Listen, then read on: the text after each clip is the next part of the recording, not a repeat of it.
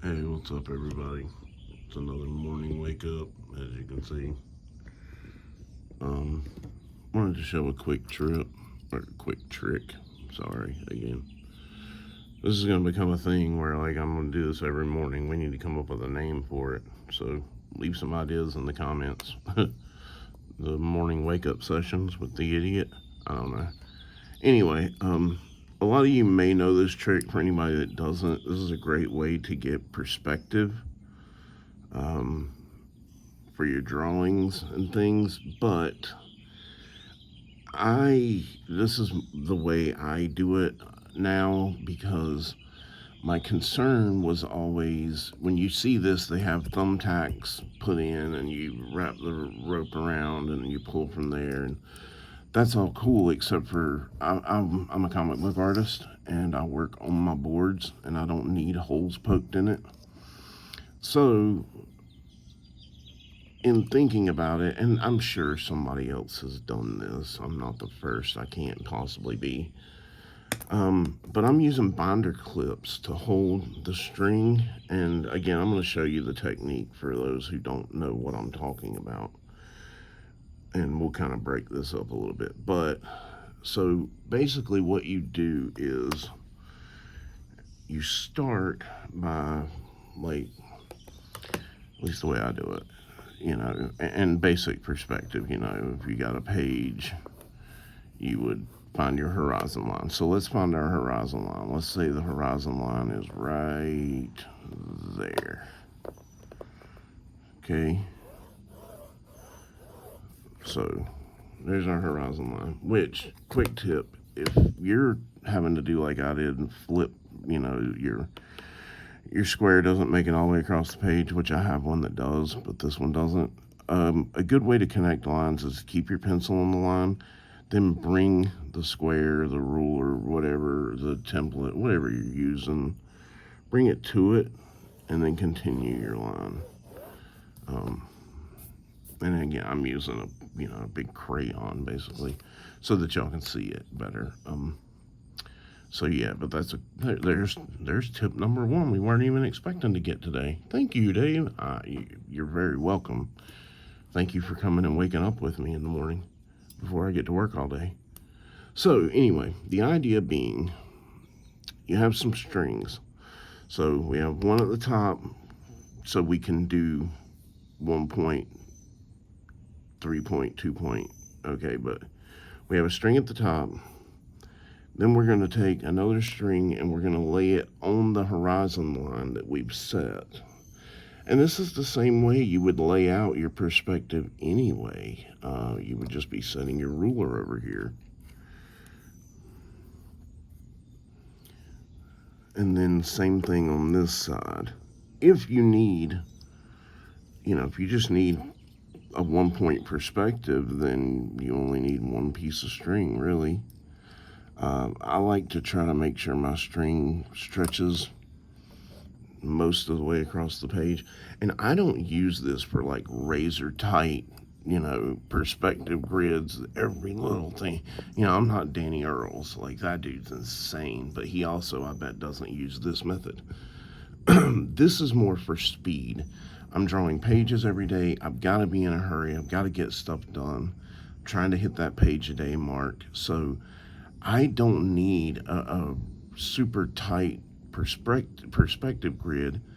I just need something to give me the general idea. First problem I had with this technique is when you push, as you can see, the string bends. That's a problem. But the way that I get around that is I hold the pencil in the Neil Adams, the master. Um, May he rest in peace. There's a video online of him talking about you should always hold your pencil this way and your brush and your inking this way. But I hold it that way, and then I will use my two other fingers to trap the string, and then I pull at the bottom, and the string still deflects, right? But again, I'm not looking for crazy sharp perspective. And you can dial in, the more that I do this, even though I'm waking up, the less I'm deflecting the string, but it doesn't really matter because, again, I'm just trying to get a loose idea, but everything's pulling back to that spot. So if I was going to do a 1-point perspective, I would put my 1 point and just pull the string, like say here, I would just pull everything from here, right? And I would pin that down and do it that way. But we're going to use this one up here. And you can trap the thing down. It doesn't really matter. Again, I can't reinforce enough. This is just to get a rough perspective grid down quickly. Time is of the essence. Speed is key. Loose is fast, and on the edge are out of control. Isn't that it? No, smooth is fast. And then I just move around the page, grabbing my perspective from each point, right? And some of you, I'm sure most of you will have seen this trick. This is not, I didn't make this up. Like I said, my problem with it was a lot of times when you see people doing this, they've got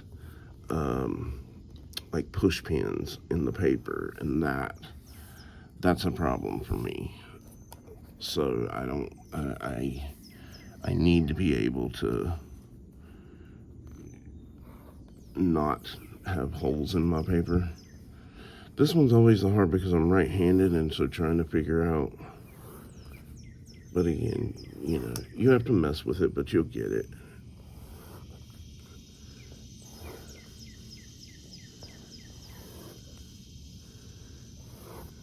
And so there, that gives you your perspective grid. And so then if you come in and like we're going to do buildings, and again, you would rule all this out, of course. But there you go. And then, down here, you're seeing more of the rooftop of the building because it's coming to you, right? And then you even know that, okay, this has got to go here. And there's your sidewalk put in around the building, and it comes up. This is just basic stuff. But it's complicated stuff, You have to know how to do this. So this is the way that I've kind of started adopting, throwing down a very rough and dirty perspective grid, because again, I'm trying to go fast. I'm not super concerned about being precise. I just need it in the area, in the ballpark, but I've been doing this long enough to kind of eyeball it. But yeah, binder clips, little piece of string. When I'm done, I have it on a paper clip. I just wind the strings up on here, throw it in my bag, good to go. Like I said, a lot of you have probably seen this trick, and you probably even have thought of better options than I have with the binder clip and the anchoring the points. If you have a better way of doing this, by all means, I'm all ears, man. I love to learn stuff, so let me know. If this helps you out, leave a like and a comment and let me know. And I'll do more videos like this of quick little tips. But again, this is not, you would of course come back in later if you really needed it and,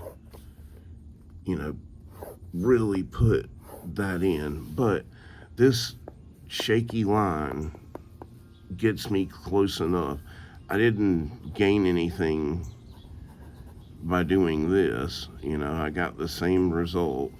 It just, I hate doing this, with a ruler and lining everything up, and I can do it fairly quickly, but still it's a pain. The thing with this too is, like, let's say this is panel 1, real quick, and I apologize for the airplane going overhead. As I said, I'm outside. But this is the cool thing is, let's say this is panel 1 on our page, right? All we have to do is, if we're going to go to like panel 2 and it's over here, let's just say, is we can come in, slide this whole thing down. You know, our horizon line's now down here, right? You see where I'm going with this? And you know, maybe we only need a 2-point perspective here with a horizon line here, you know, so boom. Oh, that's why I dropped down. I was like, why did my horizon line move? It didn't. I'm an idiot, and I'm gonna have to sleep, and the airplanes are gonna come overhead. So all I've done is drop my horizon line down. This is panel 2 now, panel 1. So this is where this technique really helps, because it allows you to do multiple pages, or not multiple panels, without a whole bunch of reset, right? Like, boom. And of course my string's too short. Well, no, it's not, because I always, like I said, I always try to make sure I've got enough string to at least cross the pages corners to corner. And then, you know, boom, boom, bazinga, yow, hot mama, right? And now, you know, you go in and you throw your vertical and your horizontals, and now I've got a whole other panel that's set up and ready to go, right? See what I'm saying? So then you could come down to panel 3, and panel 3, right? And when I do this, I do kind of do it this way. I'll go ahead and lay out my whole page. I'll lay out everything on the page at once, and then I'm done. Now boats are gonna come by too. I apologize for the noise, guys and gals and everyone in between. But now as we're off the thing at panel 3, let's say this is going to be 1-point perspective, but my horizon line's way up here, right? Which will put my dot somewhere up here. Okay. So then I can wrap this around my finger, use my other finger to pin it down. Again, I'm just needing the approximation. I don't need perfection on this, right? See what I'm saying? And now I've got my 1-point perspective, and of course you would have, and I know this is getting kind of messy because of all the ones we did up here and here and stuff, but it does let us know, like, our points back there. So if we're here and, you know, a guy's with a cape is flying at us, you know, whatever, it gives us this, and we know our speed lines. Okay, the air traffic's gonna pick up for a little bit here, so I'm gonna jump off for a minute.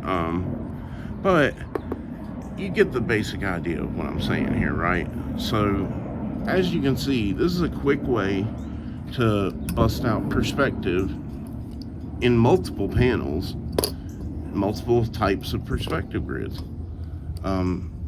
And it's 7 o'clock in the morning or so, so I probably have done something wrong, and if I did, I apologize, because again, I'm still waking up. But I hope this helps, and I'm going to show you real quick. This is what I do. I just wrap it up, boom, throw it in my bag, done. clips go on the bag. And we are on to the next one. So if you have any cool tips like this, leave them in the comments. If you know a better way to do this, let me know. Leave a like and subscribe. Thanks for all the support. I appreciate the encouragement. I will see you guys next time. Peace.